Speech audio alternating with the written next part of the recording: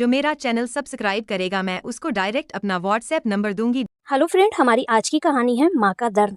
शाम के 7 बज रहे थे। ड्राइंग रूम में महंगी क्रॉकरी के कपों में चाय की भाप उड़ रही थी, लेकिन माहौल में एक बर्फीली ठंडक जमी हुई थी। सोफे पर सुधीर और उसकी पत्नी नम्रता बैठे थे। उनके चेहरे पर हवाइयाँ उड़ रही थी। सामने आराम कुर्सी पर सुधीर की माँ कावरी देवी बेहद शांत मुद्रा में बैठी थी। उनके चेहरे पर वह घबराहट या दुख नहीं था जो आमतौर पर ऐसी स्थितियों में माताओं के चेहरे पर होता है, बल्कि एक अजीब सा ठहराव था, जैसे कोई लंबा तूफान थम गया हो। माँ, आप होश में तो हैं? सुधीर ने झुंझलाते हुए कहा। लोग सुनेंगे तो क्या कहेंगे? मेरा इतना बड़ा बिजनेस, शहर में इतनी इज्जत, और मेरी माँ वृद्धाश्रम में रहेगी। आपको किसी चीज की कमी है क्या? यहाँ खाना, कपड़ा, एसी, कमरा सब तो है। नमिता ने भी सुर में सुर मिलाया। हाँ माँ जी, और अभी तो बच्चों के एग्जाम आने वाले हैं। चिंटू को मैथ कौन पढ़ाएगा?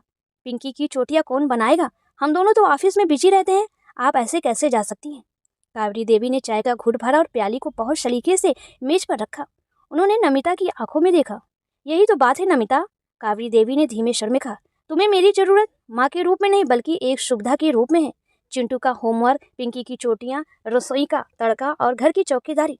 मैं माँ कम और एक अनपेड मैनेजर ज्यादा बनकर रह गई हूँ। माँ, ये आप क्या कह रही हैं? सुधीर की आवाज़ ऊंची हो गई। परिवार में सब एक दूसरे के काम आते हैं, इसे आप नौकरी जैसा क्यों तोड़ रही हैं?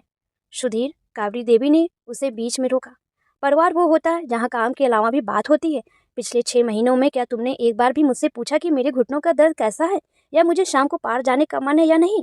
तुम लोग सुबह भागते हो, रात को थक कर आते हो और वीकेंड पर दोस्तों के साथ पार्टी करते हो। मैं इस घर के कोने में पड़े उस पुराने सोफे जैसी हो गई हूँ, जिस पर तुम लोग तभी बैठते हो जब थक जाते हो, वरना उस पर धूल जमती रहती है। कहानी की शुरुआत आज शाम को नहीं, बल्कि 1 हफ्ते पहले हुई थी। कावरी देवी एक रिटायर्ड प्रिंसिपल थी। पति के गुजरने के बाद उन्होंने अपनी पूरी पेंशन और जमा पूंजी सुधीर के बिजनेस में लगा दी थी और उसके साथ रहने आ गई थी। शुरू में सब ठीक था, लेकिन धीरे धीरे नमिता और सुधीर ने उसकी उपस्थिति को हक मान लिया था। 1 हफ्ते पहले काबरी देवी को अपनी पुरानी स्कूल की सहेली रमा को फोन आया था। रमा शहर के बाहरी इलाके में स्थित आनंद वन नामक एक सीनियर सिटीजन होम में रह रही थी। काबरी, तू यहाँ आ जा एक दिन के लिए, रमा ने चहकते हुए कहा था। काबरी देवी जब वहाँ गई तो उनकी आंखें खुली की खुली रह गई। वह कोई दुखियारा वृद्धाश्रम नहीं था जैसा फिल्मों में दिखाया जाता। वह एक ऐसा रिसोर्ट जैसा था। वहाँ बुजुर्ग गिटार बजा रहे थे, लाइब्रेरी में किताबें पढ़ रहे थे, योगा कर रहे थे। किसी के चेहरे पर वो लाचारी नहीं थी जो कावरी देवी रोज आईने में अपने चेहरे पर देखती थी। वहाँ सब अपनी शर्तों पर जी रहे थे। रमा ने उनसे कहा था, काबरी, हमने पूरी जिंदगी दूसरों के लिए जिया, पति के लिए, बच्चों के लिए, समाज के लिए। अब जो 10-15 साल बचे हैं, क्या वो भी हम दूसरों की आया बनकर गुजार दें? यहाँ मैं किसी की दादी या नानी नहीं हूँ, यहाँ मैं रमा हूँ। उस दिन घर लौटते वक्त कावरी देवी के दिमाग में उथल पुथल मची हुई थी। घर घुसते ही नमिता चिल्लाई थी, माँ जी आप कहाँ थी? फोन क्यों नहीं उठाया? चिंटू को भूख लगी थी और मैड आज नहीं आई, मुझे अपनी मीटिंग छोड़कर घर आना पड़ा। नमिता ने यह नहीं पूछा कि कावरी देवी कहाँ गई थी या उन्होंने खाना खाया या नहीं। उसे बस इस बात का गुस्सा था कि फ्री की नानी अपनी ड्यूटी से गायब क्यों थी। उस रात कावरी देवी ने फैसला कर लिया था और आज उन्होंने बम फोड़ दिया था। सुधीर, कावरी देवी ने अपनी बात जारी रखी। मैं नाराज नहीं हूँ, सच में। मैं बस रिटायर होना चाहती हूँ। मैंने 25 साल स्कूल में नौकरी की, फिर 30 साल घर और बच्चों को संभाला। अब मैं थक गई हूँ। मुझे अब सुबह 5 बजे उठकर टिफिन नहीं बनाना। मुझे अब यह चिंता नहीं करनी कि दूध वाला आया या नहीं। मुझे अब बस अपनी किताबें पढ़नी है, ध्यान करना है और अपनी हम सहेलियों के साथ हंसना है।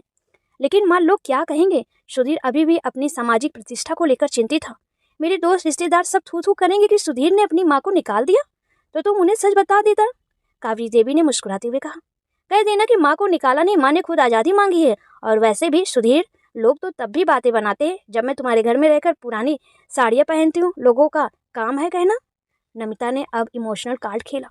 माँ जी, आप बच्चों से इतना प्यार करती हैं, क्या आप उनके बिना रह पाएंगी? कावरी देवी की आंखों में नमी आ गई, लेकिन उन्होंने खुद को संभाला। नमिता, प्रेम और मोह में फ़र्क होता है। मैं बच्चों से प्यार करती हूँ, लेकिन मैं उनकी बैसाखी नहीं बनना चाहती। और न ही मैं यह चाहती हूँ कि मेरे पोता पोती मुझे एक ऐसी औरत के रूप में याद रखे जो दिन भर किचन में खटकती रहती थी और चिड़चिड़ी रहती थी। मैं चाहती हूँ कि वो जब मुझसे मिलने आए तो एक खुश मिजाज दादी से मिले, जिसके पास उन्हें सुनाने के लिए नई कहानियाँ हो, न कि घर की शिकायतों का पुलंदा।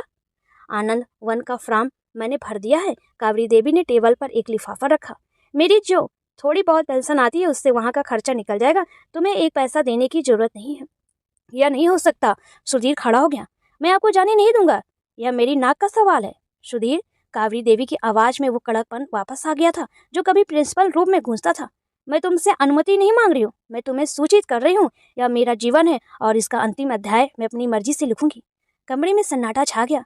सुधीर ने अपनी माँ के चेहरे पर वो दृढ़ता देखी जो उसने पिता की मृत्यु के समय देखी थी। वह समझ गया कि माँ को रोकना अब नामुमकिन है। अगले दिन सुबह कावरी देवी ने अपना सामान पैक किया। सिर्फ 2 सूटकेस उन्होंने अपनी ज़्यादातर साड़ियाँ और जेवर नमिता के लिए छोड़ दिए। इनकी अब मुझे ज़रूरत नहीं, उन्होंने कहा। सुधीर गाड़ी निकाल रहा था, उसकी आंखों में आंसू थे, उससे गालीन हो रही थी।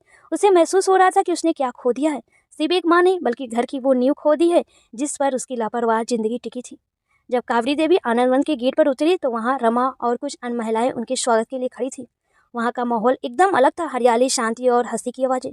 सुधीर ने माँ का सामान उतारा, उसने माँ के पैर छुए। माँ, अगर आपको यहाँ अच्छा ना लगे तो एक फ़ोन कर देना, मैं उसी वक्त ले आऊँगा, और प्लीज़ हमें माफ़ कर देना। कावरी देवी ने सुधीर के सिर पर हाथ रखा। माफ़ी मत मांग बेटा, तूने कुछ गलत नहीं किया। बस हर पक्षी को एक दिन घोंसला छोड़ना पड़ता है। कभी बच्चे छोड़ते हैं तो कभी माँ बाप को छोड़ना पड़ता है उड़ने के लिए। सुधीर वहाँ से भारी मन से लौटा। गाड़ी में बैठती नमिता का फ़ोन आया। सुधीर, माँ जी को छोड़ दिया? अच्छा सुनो, आते वक्त सब्जी लेते आना और चिंटू को ट्यूशन छोड़ना है, जल्दी आना, मुझसे अकेले सब मैनेज नहीं हो रहा है। सुधीर ने फ़ोन स्पीकर पर रखा था। उसने सामने देखा, सड़क खाली थी। उसे आज पहली बार एहसास हुआ कि घर के कामों का वो पहाड़ जिसे माँ चुपचाप उठाती थी अब उन दोनों पर गिरने वाला था। उधर कावरी देवी ने अपने कमरे की खिड़की खोली। ठंडी हवा का झोंका आया। उन्होंने अपनी पसंदीदा किताब राग दरबारी उठाई जिसे वो पिछले 5 साल से पढ़ने की कोशिश कर रही थी, पर वक्त नहीं मिल रहा था। उन्होंने चश्मा लगाया, कुर्सी पर टेक लगाई और पहला पन्ना पलटा। चेहरे पर एक सुकून था। यह वृद्धाश्रम नहीं था, यह उनका नया घर था। उन्होंने किसी मजबूरी में घर नहीं छोड़ा था, उन्होंने अपने आत्मसम्मान के लिए एक नई दुनिया चुनी थी। तभी रमाई, कावरी, शाम को अंताक्षरी है, तैयार रहना, तुझे पुराने गाने बहुत याद है?